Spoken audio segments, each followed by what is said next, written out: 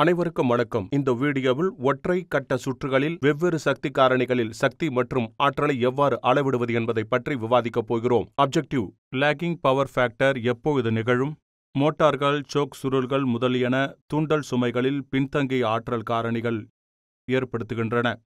தூய தூண்டல் சுற்று மின்னோட்டத்தை ஈர்க்கிறது, இது பயன்படுத்தப்படும் மின்னழுத்தத்தில் பின்தங்குகிறது என்பது குறிப்பிடத்தக்கது.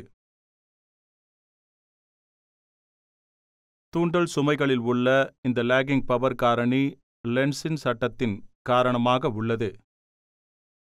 மேக்னெட்டிக் ஃபீல்ட், இன்டியூஸ்டு கரண்ட் இன் இண்டக்டன்ஸ், கரண்ட் இன் கோயில், இதன் மூலமாக மின்சாரம் பாய்ந்து கொண்டிருக்கிறது.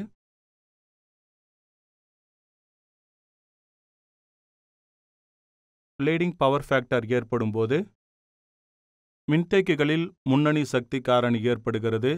அதன் தூய கொள்ளளவு இது மின்னோட்டத்தை இழுக்கிறது. இது நிகழும்போது 90 டிகிரி எலக்ட்ரிக்கல் ஏற்படுகிறது.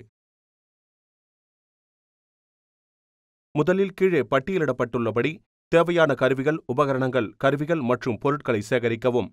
ஒற்றை கட்ட ஆற்றல் மீட்டர் வட்டு வகை. நகரும் இரும்பு வோல்ட் மீட்டர் 0 முதல் 300 வோல்ட். நகரும் இரும்பு அம்மீட்டர் 0 to 5 ஆம்ப்ஸ். 300 வோல்ட்டுகளில் வாட் மீட்டர் 5 ஆம்ப்ஸ். ஒற்றை கட்ட அம்மீட்டர் 250 வோல்ட் 0.5 லேக் முதல் 0.5 முன்னணி. 250 வோல்ட்டுகளில் 1 கிலோவாட்ஸின் மாறி விளக்கு சுமை. Tubelight choke coil 40 watt. மின்னார் பகுப்பு மின்தேக்கி 250 வோல்ட்டுகளில் 2.5 மைக்ரோஃபாரட்கள். Stop watch. காப்பிடப்பட்ட செப்பு கம்பி 1 சதுர மில்லிமீட்டர். 2 துருவ MCB 6 ஆம்ப்ஸ். ஒற்றைக்கட்ட சுற்றுகளின் பின்தங்கிய சக்தி காரணிகளின் அளவீடு.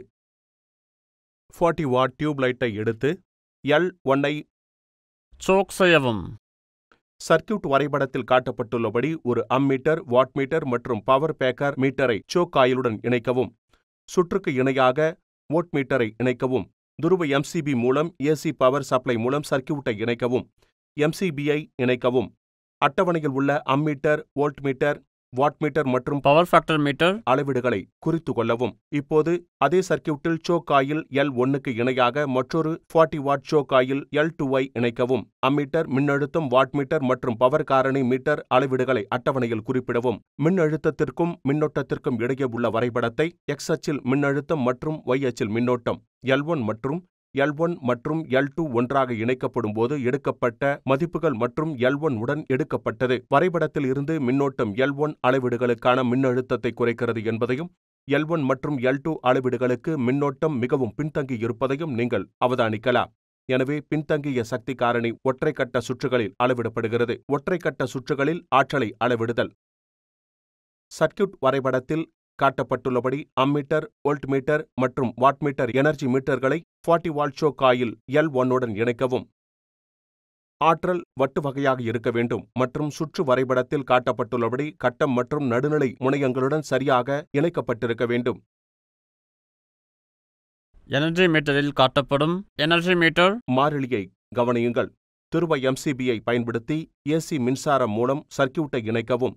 MCB-ஐ இணைக்கவும். எனர்ஜி மீட்டர் வட்டு சுழல்வதை உறுதி செய்யவும். அட்டவணையில் உள்ள அம்மீட்டர், வோல்ட்மீட்டர் மற்றும் வாட்மீட்டர் ஆகியவற்றை கவனியுங்கள்.